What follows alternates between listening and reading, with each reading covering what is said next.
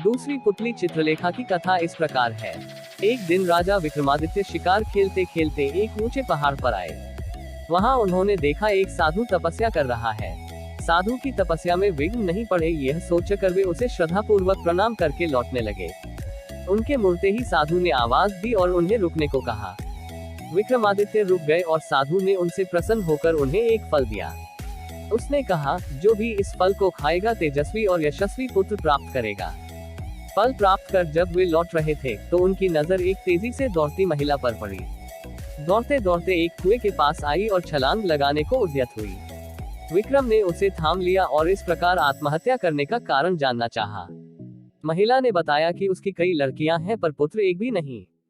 चूंकि हर बार लड़की ही जन्म लेती है, इसलिए उसका पति उससे नाराज है और गाली गलौज तथा मारपीट करता है।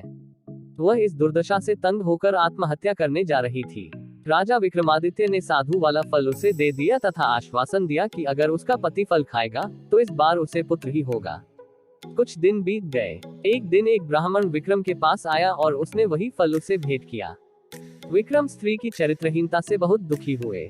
ब्राह्मण को विदा करने के बाद वे फल लेकर अपनी पत्नी के पास आए और उसे वह फल दे दिया। विक्रम की पत्नी भी चरित्रहीन थी और नगर के कोतवाल से प्रेम करती थी। उसने वह फल नगर कोतवाल को दिया ताकि उसके घर यशस्वी पुत्र जन्म ले। नगर कोतवाल एक वेश्या के प्रेम में पागल था और उसने वह फल उस वेश्या को दे दिया। वेश्या ने सोचा कि वेश्या का पुत्र लाख यशस्वी हो तो भी उसे सामाजिक प्रतिष्ठा नहीं प्राप्त हो सकती है। उसने काफी सोचने के बाद यह निष्कर्ष निकाला कि इस फल को खाने का असली अधिकारी राजा विक्रमादित्य ही है। उसका पुत्र उसी की तरह योग्य और सामर्थ्यवान होगा तो प्रजा की देखरेख अच्छी तरह होगी और सभी खुश रहेंगे। यही सोचकर उसने विक्रमादित्य को वह फल भेंट कर दिया। फल को देखकर विक्रमादित्य ठगे से रह गए। उन्होंने पड़ताल कराई तो नगर कोतवाल और रानी के अवैध संबंध का पता चल गया। वे इतने दुखी और खिन्न हो गए कि राज्य को ज्यों का त्यों छोड़कर वन चले गए और कठिन तपस्या करने लगे।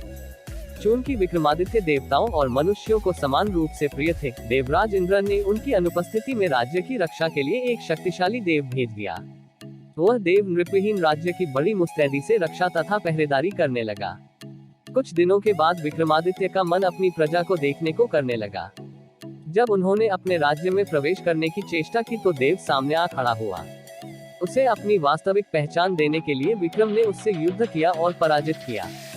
पराजित देव मान गया कि उसे हराने वाले विक्रमादित्य ही हैं और उसने उन्हें बताया कि उनका एक पिछले जन्म का शत्रु यहाँ आ पहुँचा है और सिद्धि कर रहा है। वह उन्हें खत्म करने का हर संभव प्रयास करेगा।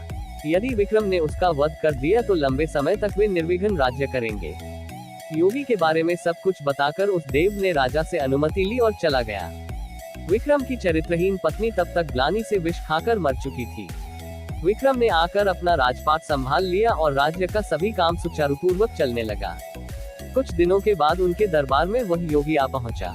उसने विक्रम को एक ऐसा फल दिया जिसे काटने पर एक कीमती लाल निकला। पारितोषिक के बदले उसने विक्रम से उनकी सहायता की कामना की। विक्रम सहर्ष तैयार हो गए और उसके साथ चल पड़े। वे दोनों शमशान पहुंचे तो योगी ने बताया कि एक पेड़ पर बेताल लटक रहा है और एक सिद्धि के लिए उसे बेताल की आवश्यकता है। उसने विक्रम से अनुरोध किया कि वे बेताल को उतार कर उसके पास ले आए। विक्रम उस पेड़ से बेताल को उतार कर कंधे पर लाद कर लाने की कोशिश करने लगे। बेताल बार बार उनकी असावधानी का फायदा उठाकर उड़ जाता और पेड़ पर लटक जाता। ऐसा 24 बार हुआ। हर बार बेताल रास्ते में विक्रम को एक कहानी सुनाता। 25वीं बार बेताल ने विक्रम को बताया कि जिस योगी ने उसे लाने भेजा है वह दुष्ट और धोखेबाज है। उसकी तांत्रिक सिद्धि की आज समाप्ति है तथा आज वह विक्रम की बलि दे देगा जब विक्रम देवी के सामने सर झुकाएगा। राजा की बलि से ही उसकी सिद्धि पूरी हो सकती है। विक्रम को तुरंत इंद्र के देव की चेतावनी याद आई। उन्होंने बेताल को धन्यवाद दिया और उसे लादकर योगी के पास आए। योगी उसे देखकर अत्यंत हर्षित हुआ और विक्रम से देवी के चरणों में सर झुकाने को कहा। विक्रम ने योगी को सर झुकाकर सर झुकाने की विधि बतलाने को कहा। ज्यों ही योगी ने अपना सर देवी चरणों में झुकाया कि विक्रम ने तलवार से उसकी गर्दन काट दी। देवी बलि पाकर प्रसन्न हुई और उन्होंने विक्रम को 2 बेताल सेवक दिए। उन्होंने कहा कि स्मरण करते ही ये दोनों बेताल विक्रम की सेवा में उपस्थित हो जाएंगे। विक्रम देवी का आशीष पाकर आनंद पूर्वक वापस महल लौटे।